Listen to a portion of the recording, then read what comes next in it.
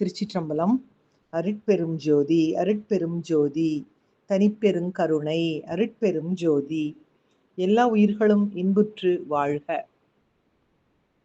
தேவலோகத்தின் வாசனையை பூமிக்கு கொண்டு வந்த தெய்வீக மரங்களில் ஒன்றுதான் பவளமல்லி மரம்.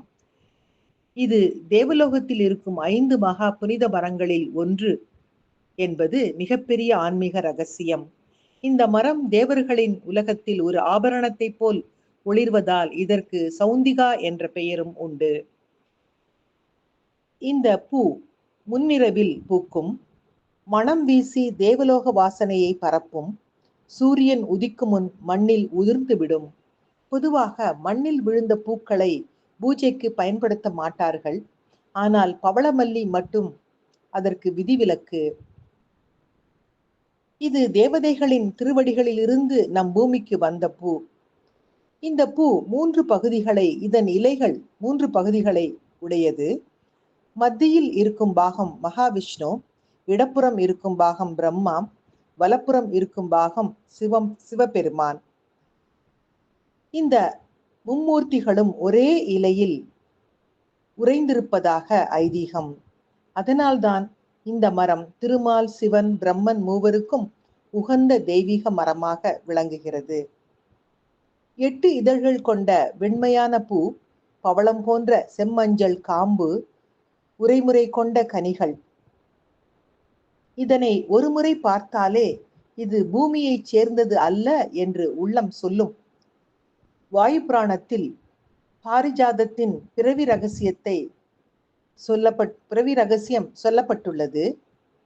ஒரு காலத்தில் பாரிஜாதம் என்ற அழகிய இளவரசி இருந்தாள். அவள் சூரியனை திருமணம் செய்ய விரும்பினாள். ஆனால் சூரியன் அந்த காதலை ஏற்கவில்லை. மனம் உடைந்த பாரிஜாதம் தன் காதல் நிராகரிக்கப்பட்ட வேதனையில் தீயில் குதித்து உயிர் துறந்தாள். அவள் எரிந்த சாம்பலில் இருந்துதான் பாரிஜாத செடி உருவானது. சூரியன் தன்னை ஏற்றுக்கொள்ளாததால் பாரிஜாதம் பகலில் பூப்பதில்லை. இரவில் மட்டும் பூத்து விடியற்காலையில் மண்ணில் உதிர்கிறது.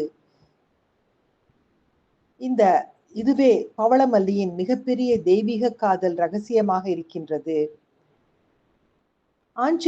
திருமால் ஆஞ்சநேயர் பவளமல்லி மரத்தின் உறவு எப்படி சொல்லப்பட்டிருக்கிறது என்றால், இந்த மரம் திருமாலுக்கு மிகவும் உகந்தது.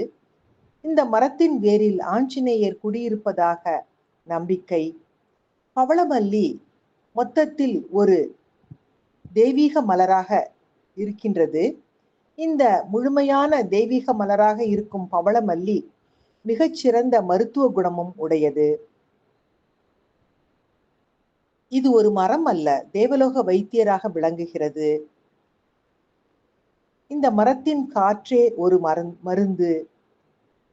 இந்த மரம் உடல் நலத்தை பாதுகாக்கிறது, மன அமைதி தருகிறது, தெய்வீக நற்சக்தியை நமக்கெல்லாம் கொடுக்கின்ற ஒன்றாக விளங்குகின்றது.